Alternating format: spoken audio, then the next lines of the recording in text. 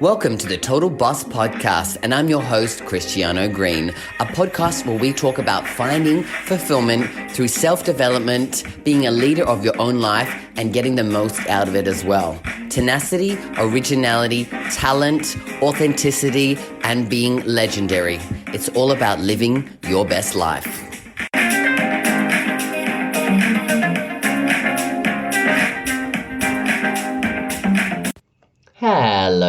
Hello, all you total bosses out there, and welcome to another episode of the Total Boss Podcast.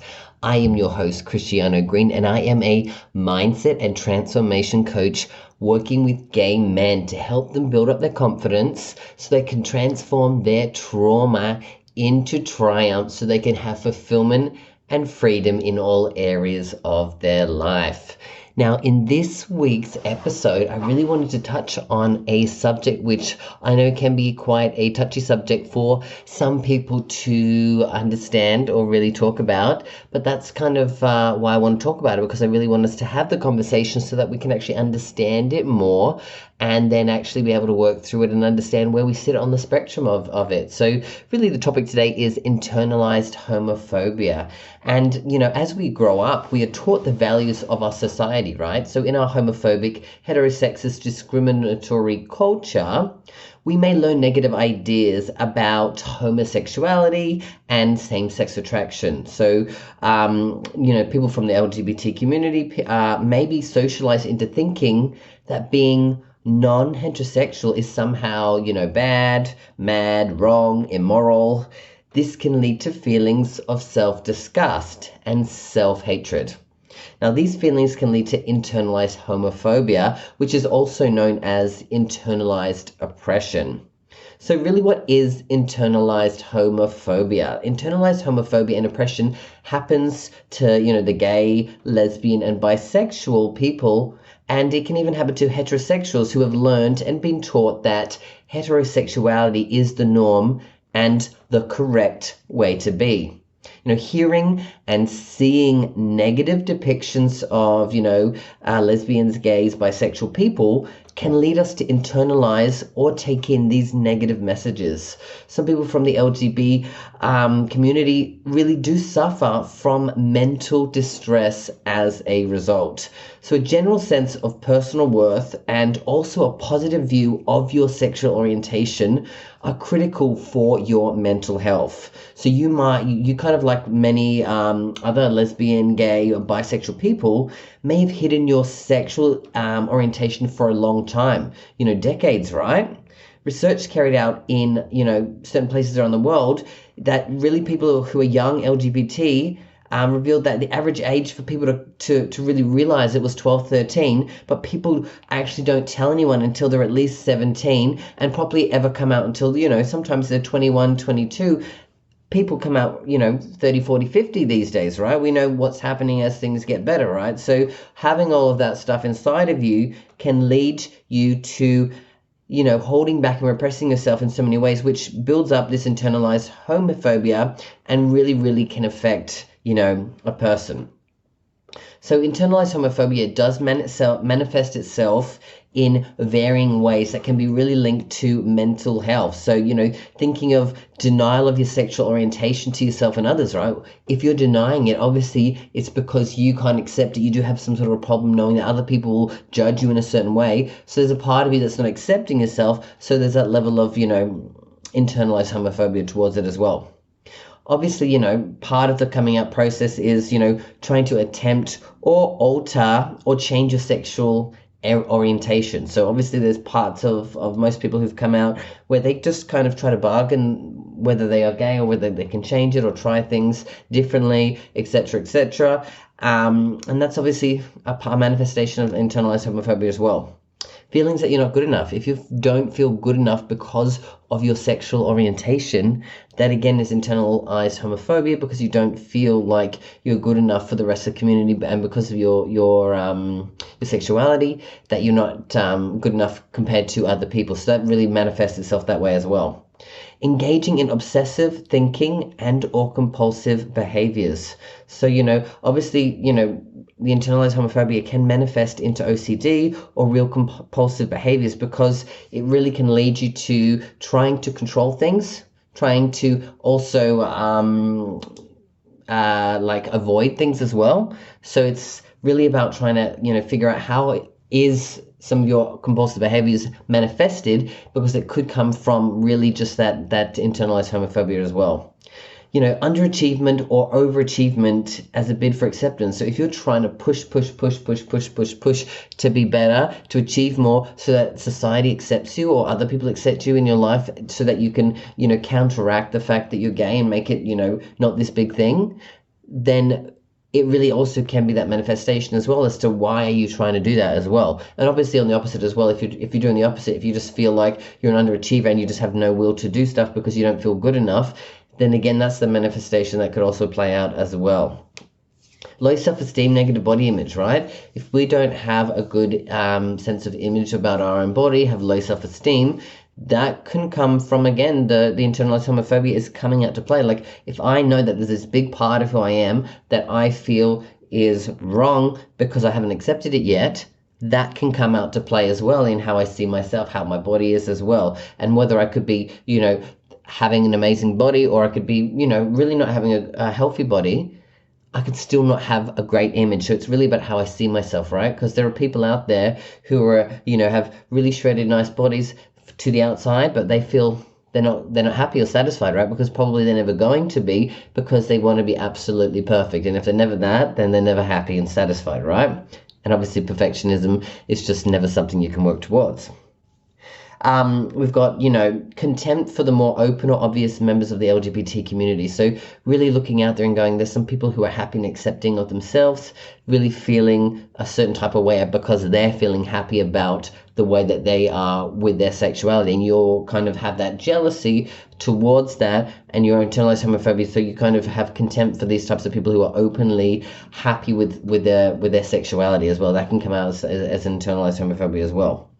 Denial that homophobia, heterosexism, biphobia, or sexism are even serious social problems. If you don't think that it's a problem out there, or you're trying to deny that those things actually exist, that again could be a level of internalized homophobia out there, because you're trying to deny parts of what's really real, and you're trying to deny parts of how you're probably feeling. So when you're denying them out externally, it's probably because you're denying them internally within yourself, to say that I don't have any internalized homophobia, right? And I think the process for most gay people coming out, there is a part of the process where, you've got anger, you've got bargaining, you've got denial, right? And until you can fully get past even the depression stage, you never really enter into, and when you get to full acceptance, it's going to be there, right? So it's just a part of it. I mean, I've had internalized homophobia in different areas and different points of my life for many years, because I struggled in different areas, and it's only through working through my shit that I realized, oh wow, that was that. And in the moment, I never would have said that that's what it was. But when I take a real hard look at my life, looking backwards, I can say, yeah, that's actually really, really what it was, right? So, there's contempt for those that are not like us, or contempt for those who seem like ourselves. Sometimes distancing by engaging in homophobic behaviors, ridicule, harassment, verbal or physical attacks on other people in the community. So, again, there's so much internalized problems within the gay community where we should be trying to come together, but obviously often, because people are still dealing with their own shit, there's a lot of separation in different areas. So when you have contempt and, isolate different types of people within our community, obviously we've talked about the fats, the femmes, the Asians, all that stuff that people say, fats and femmes and Asians. You see that, everywhere when it comes to online dating and things like that. So that kind of stuff can really have a level of internalized homophobia as well, because you're denying other people in that and saying what's right and wrong within that community as well, right? Whereas, as we know, the community is diverse, probably one of the most diverse communities ever out there. So there's so many different subcategories and cultures within the gay community that it's just important for us to really accept that, for us to heal through our own trauma as well. Becoming psychologically abused or abusive, or remaining in abusive relationships, right? We often find that a lot of people from the LGBT community can get themselves into abusive relationships, especially earlier on in their dating life. Again, it's hard to really understand what dating someone of the same sex is going to be like. And obviously, when you've got other people who are dealing with their own shit, probably also having internalized homophobia in some level of it, still dealing with the past traumas, and you get in a relationship and they've got two people who have got issues, it can lead to, mental, physical, emotional abuse. And obviously, sometimes if you aren't in a good place, you don't have self-worth, things have happened in your life, you've been kind of, there's a mountain of reasons why people get into those types of relationships. But often, like I said, it can come down to the way that you see yourself as a gay man, and that this is the best you can deserve or should ever have, right? Sometimes, obviously, people are really tried to pass off as heterosexual, right? Often younger, people who don't come out till later in life often get married to someone of the opposite sex to try to get approval from their families, from their friends, from people in the society, or they, think that that's going to cure them from really how they truly feel. And that's, again, another level of internalized homophobia, because, again, you're denying who you are. And when you're denying who you are, you're not accepting of yourself. That is internalized homophobia as well, right? Obviously, times in life we can have a lot of shame, depression, defensiveness, anger, bitterness towards other people, or even the fact that this is the life that we have, right? When you're having those feelings, it does definitely come from a sense of internalized homophobia, where you're obviously wishing that you weren't in that way, right? So that is a way that manifests the internalized homophobia does manifest as well. Stuff like mistrust and destructive criticism of people that are in the community, right? When we're not, like I said, working with the community, like if you see someone who's a leader in the community, you may not trust them, and you may find that you have a lot of deep criticism for how they are trying to push forth the equality, right, within the LGBT community. And because of that also can be a way that things are playing out that way as well, right? Obviously, there's lots of different things that can happen in life that will affect people to really step into their own internalized homophobia and how they handle it, right? Substance abuse, alcohol, drugs, sex, shopping, they all can be manifested in this way as a way to avoid situations, or a way to avoid how you feel, a way to try to fit into certain societies that are not necessarily the one that you want to be in. So it's just also understanding that things like that, and even getting to the levels of suicide, whether you're thinking about it, you're attempting it, you're actually, it's actually happened to someone this can often happen again as a manifestation of internalized homophobia, because you don't feel accepted by other people, then you don't accept yourself, which then leads you to want to go out and feel like this is your only option, right? And so this is how it can get to, right? Other things like unsafe sexual practices, really being in destructive, risk-taking behaviors where you could possibly catch things that are, not healthy for you. Obviously, there's things like the HIV, AIDS, obviously there's a lot of different things that are out there where people can have PrEP and different medications, but people are using that and saying, well, I'm going to be safe because of that. Whereas there are still risks for everything that happens in life, right? So it's just about understanding yourself and really understanding, how do I work through what it is internally that is making me to have this disapproval, this I'm not good enough, this I'm not worthy, I'm not lovable, I don't have the self-esteem, I don't have the confidence to actually go out and live my truth, accept myself fully as who I am.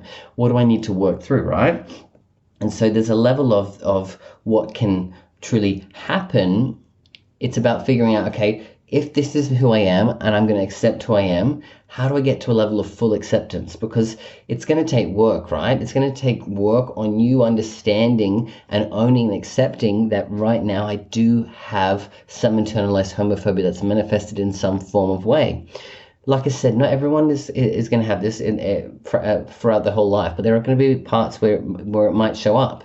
And it's how deep you're willing to go and ask yourself, do I suffer from internalized homophobia in some way? If I do, Why is it showing up for me? How can I accept myself more? How can I love myself more? How can I step into feeling more worthy? How can I allow myself to build up my self-esteem from within, build up my self-confidence from within, and truly understand what it will take for me to get past those things and fully accept myself? Because in reality, we are trying to come out as gay, but in all reality, we just want to come out as who we are and be accepted for who we are.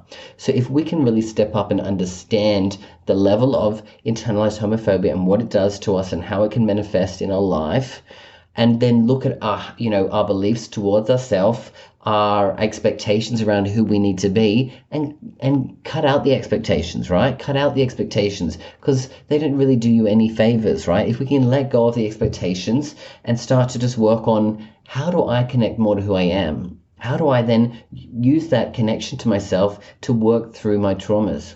Do I need to, go and do a coaching session with someone? Do I need to join a program? Do I need to get educated? Do I need to go deeper into my community? What are some of the things that can be helpful for you to be able to learn about this, so you can actually move past, heal yourself from the internalized homophobia, and become a fully self-actualized, self-accepting person, so that you can have a more happy and fulfilled life, right? Once you can really look at your trauma and figure out, how do I transform that into triumph, and really move past the healings that you need to have and get past, like I said, those past things that have happened.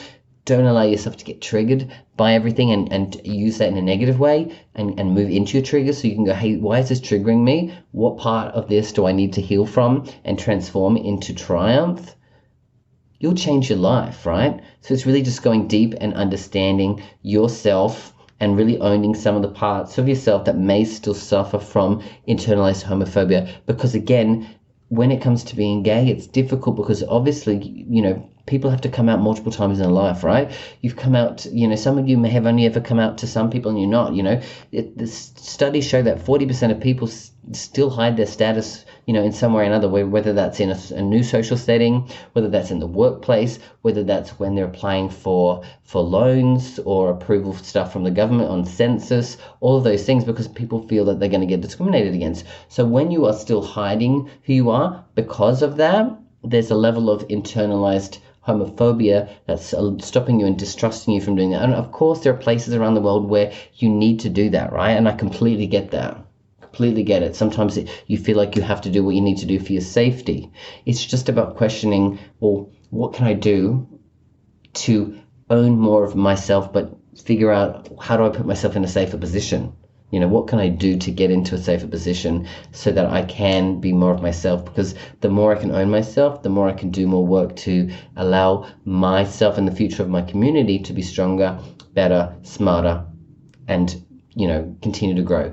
All right, guys, I'd love to hear your comments. I'd love to hear your feedback. I know it's a big topic. Internalized homophobia isn't one that many people want to talk about, not a lot that people want to own up to having as well. So really love to hear from you guys what your thoughts are when it comes to internalized homophobia. Where in your life do you feel like you could still do some work on it? And what do you think is going to help you to actually move past that there? So if you want to leave comments below, or reach out to me on Facebook, on Instagram, on LinkedIn. My name is Christiano Green, of course. So find me there and let's continue this conversation. But like I said, this is a great topic. Hopefully you've got some value from today.